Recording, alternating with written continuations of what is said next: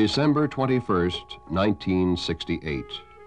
The shortest day of the year, but in significance, perhaps one of the longest in the flow of history.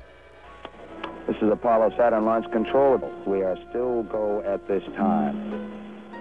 T-minus 15, 14, 13, 12, 11, 10, 9. We have ignition sequence start. The engines are on. 4, 3, 2, 1, 0. We have commit. We have liftoff. Liftoff at 7:51 a.m. Eastern Standard Time. We have cleared the top. Tower clear, 13 seconds. The United States was undertaking the most distant voyage ever attempted by man. For the first time, 3 Americans rode the Saturn V moon rocket. Following Houston, you are go for staging, over.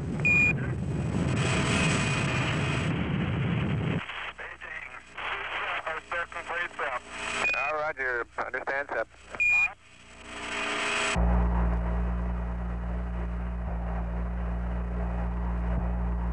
Apollo 8. We hear you loud and clear, Apollo 8. Okay, the first stage was very smooth, and this one is smoother.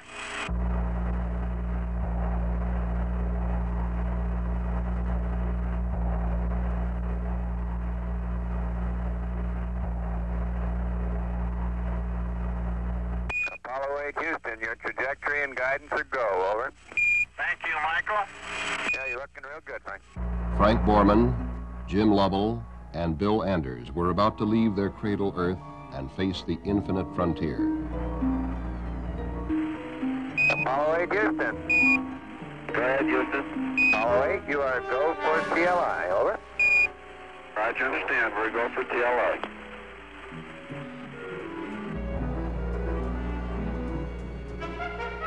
TLI, Translunar Insertion. This was the commitment.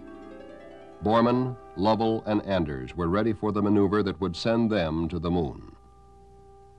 As the world listened and watched, its people were overtaken by a new awareness, an awareness that they were perhaps witnessing the overture to the ultimate destiny of man.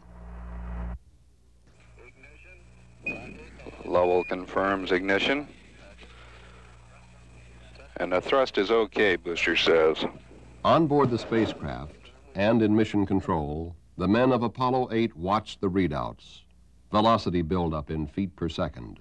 The numbers snowballing toward the velocity that would allow the spacecraft to escape Earth's gravity. And Borman says we've got SECO. Cutoff was right on the second. With the cutoff of their third stage engine, Apollo 8 was traveling faster than had any men before, a coasting uphill climb against the pull of their native planet. Now the third stage, the S-4B, was just useless mass to them. It was jettisoned, then later placed into an orbit around the sun. The crew of Apollo 8 turned around for a look. Houston, Apollo 8, how do you rate? You're loud and clear, Frank. How are you? Roger, we're loud and clear. We're taking pictures of the S-4B. The post-separation sequence is completed, and we seem to have a high gain. Give us a clue as to what it looks like from way up there. Roger. I can see the entire Earth now out of the center window.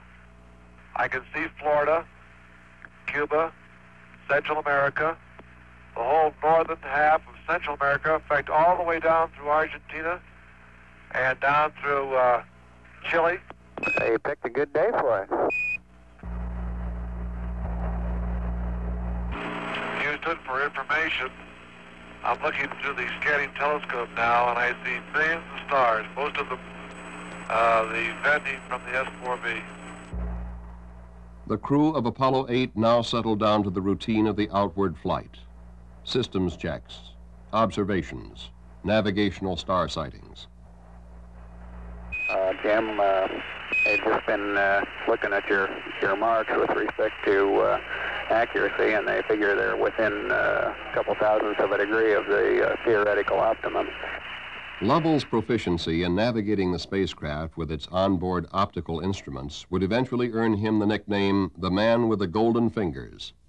His speed was such that he would be requested to slow down so that the earthbound machines recording the data could keep up with him. The accuracy of his sightings was virtually flawless, symbolic of the entire mission. A mission so accurate that several of the planned mid-course corrections would be dropped as unnecessary. Astronauts, spacecraft, flight controllers, computers. The precision was fantastic. Then, on the second day out, the world looked in on the crew via television. This transmission is coming to you approximately halfway between the moon and the Earth. We've been 31 hours, about 20 minutes into flight. We have about less than 40 hours left to go to the moon. So Apollo 8 glided on silently, farther from Earth than man had ever before been, a microscopic dot of life in the cosmic void. Around the world, in Goldstone, California, Madrid, Spain, Canberra, Australia, the gigantic antennas of the Deep Space Network tracked Apollo 8, received its communiques, picked up the voice of its telemetry. Only for the 40 minutes of its transit behind the moon on each orbit would Apollo 8 lose contact with Earth. Then, on the day before Christmas, the network zeroed in on the spacecraft television antenna for the second broadcast to Earth. All right, you're all looking at yourselves as seen from 180,000 miles out in space. Mike, what I keep imagining is if I'm some lonely traveler from another planet, what I think about the Earth from this altitude, whether I think it'd be inhabited or not. You don't see anybody waving, is that what you're saying? Well, I'm just kind of curious whether I would land on the blue or the brown part of the Earth. You better hope we land in the blue part. Shortly after they turned off the television camera, Borman, Lovell, and Anders ended their long climb away from Earth. Crossing the point where the gravity of Earth and Moon just balanced, they became the first men to fall toward another celestial body. Now the time approached for the most immense commitment of the mission, Lunar Orbit Insertion, LOI. A burn of the service module engine would place Apollo 8 into orbit around the moon. Up to this time, without further major maneuvers, the spacecraft would loop around the moon and return to Earth. Once the burn was made, Apollo 8 would be held by the moon's gravity field until a later burn would push it free. Apollo 8, this is Houston at 6804, your goal for LOI. Okay, Apollo 8 is go. You're riding the best bird we can find. Lunar orbit insertion would take place on the backside of the moon. With the moon between the spacecraft and the Earth, all contact would be lost until it appeared on the other side. In mission control, they anticipated LOS, loss of signal, from Apollo 8. We'll see you on the other side. Now, mission control and the world could only wait. Wait for the first contact with Apollo 8 as it emerged from behind the moon. We've got it. Apollo 8 now in lunar orbit. There's a cheer in this room. This is Apollo Control Houston, switching now to the voice of Jim Lovell. By 60.5. Good to hear your voice. The burn was as close to perfect as possible. Later burns would circularize the orbit, and the three astronauts would circle the moon 10 times in 20 hours. Sunrise, sunset, every 2 hours on an alien world. And they would take pictures, still photographs as well as motion picture film, here seen at a much faster rate than orbital velocity. Apollo 8, Houston, what does the old moon look like from 60 miles, over? Okay, Houston. The moon is essentially gray. No color. Looks like plaster of Paris. Or sort of a grayish beach sand. We can see quite a bit of detail. The craters are all rounded off. There's quite a few of them. Some of them are newer. Many of them look like, especially the round ones, look like hit by meteorites or projectiles of some sort. Langrenus is quite a huge crater. It's got a central cone to it. The walls of the crater are terraced, about 6 or 7 different terraces on the way down.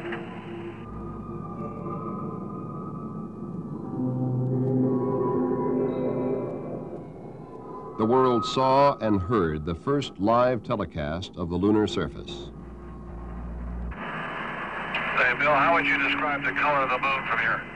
The color of the moon looks a very whitish gray, like dirty beach sand, and with lots of footprints in it. Don't these new craters look like pickaxes striking concrete, leaving a lot of fine haze dust?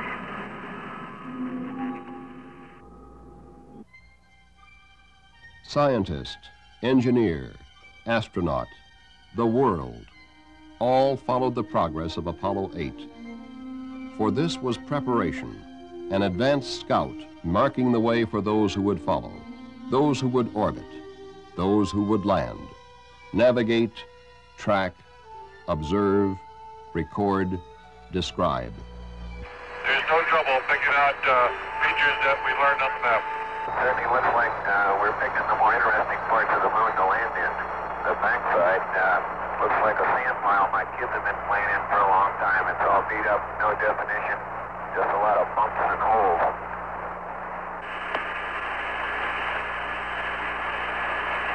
The area that we're over right now gives a hint of possible volcanic, though I really can't eyeball it at the moment to pin that down. Though there are some craters and buildups that definitely suggest volcanic activity. Then a Christmas Eve message the world could not forget. Welcome from the moon, Houston. Thank you. The moon is a different thing to each one of us. I know my own impression is that it's a vast, lonely, forbidding type existence or expanse of nothing. It looks rather like clouds and clouds of pumice stone. Beyond technology, beyond science, Apollo 8 was bringing to the world a new awareness, an expansion of mind and spirit that must forever alter the perspective of humanity, physically and philosophically. And from the crew of Apollo 8, we close with good night, good luck, a Merry Christmas, and God bless all of you on the good earth. There was little time for the crew of Apollo 8 to reflect. The next job was to make sure that the spacecraft was ready for the most critical maneuver of the mission, the firing of the service module engine for TEI, trans-Earth insertion, and the trip home. There was no go, no-go decision on this one. It had to go. All systems are go, Apollo 8. Thank you. For the final time, Apollo 8 passed behind the moon, out of contact with Earth, for this most critical of all the burns.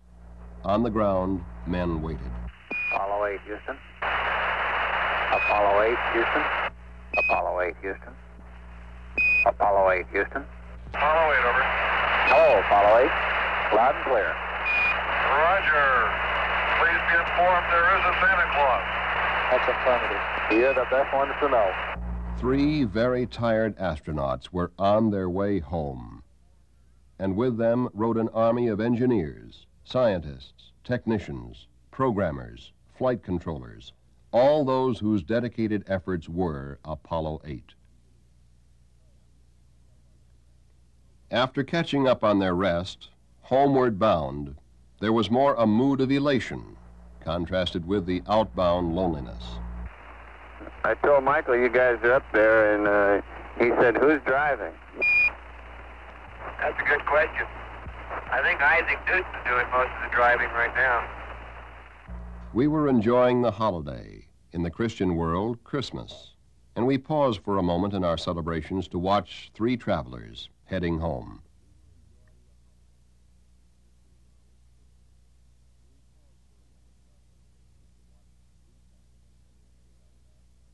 As many of us sat down to our Christmas meal, Borman, Lovell, and Anders were enjoying theirs. It appears that we did a grave injustice to the food people Santa Claus bought us a TV dinner each, which is delicious. Turkey and gravy, cranberry sauce, grape punch, outstanding. Roger, Jim. Glad to hear it. You know, we're down here eating cold coffee and bologna sandwiches. As on the way out, there were periods of work. The navigational ability of the spacecraft and crew was proving phenomenal. And periods of rest, a single man on watch. Well, Ken, that just leaves you or I. How about you and I? Anything exciting happen today? Real quiet down here. Everybody's smiling. Everything's pretty calm, like it should be on Christmas. Very good. Yeah, Milt says we're in a period of relaxed vigilance. Very good. We'll relax, you be vigilant. The final television transmission, 97,000 miles out, farther than man had been on any previous mission, but now tantalizingly close to home. I think I must have the feeling that the travelers in the old sailing ships used to have.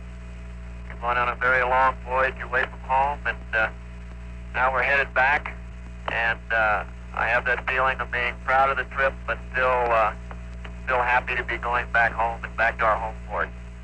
Every second brought the spacecraft closer to its fiery entry, the final plunge to the safety of Earth. On the morning of December 27th, the word was given to Apollo 8.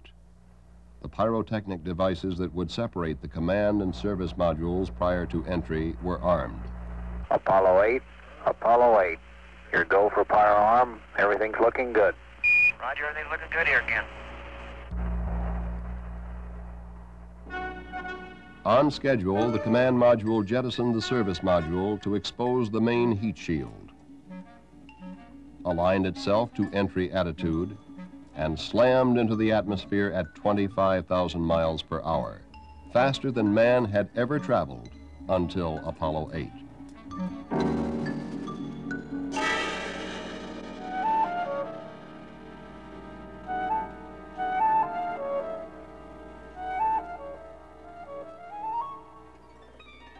A tracking aircraft took these films of the entry, the spacecraft seen as an incandescent fireball.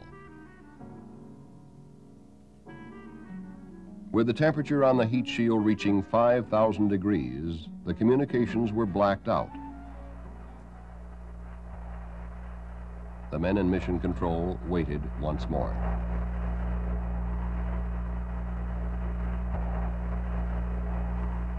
Ken Mattingly just put in a call and just frankly labeled it a radio check. He's gotten no responses yet.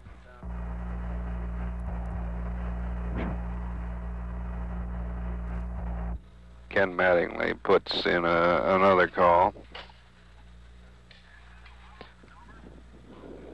And there's Jim Lovell. We're in real good shape, Houston. Real fine. The landing was right on target.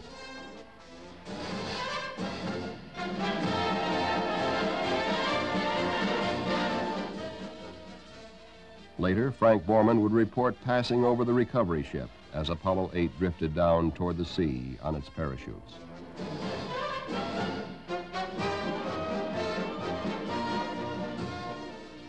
As Borman, Lovell, and Anders stepped onto the carrier deck, a huge and patriotic celebration broke loose in Mission Control. A celebration echoed by the hundreds of thousands of men and women who were Apollo 8.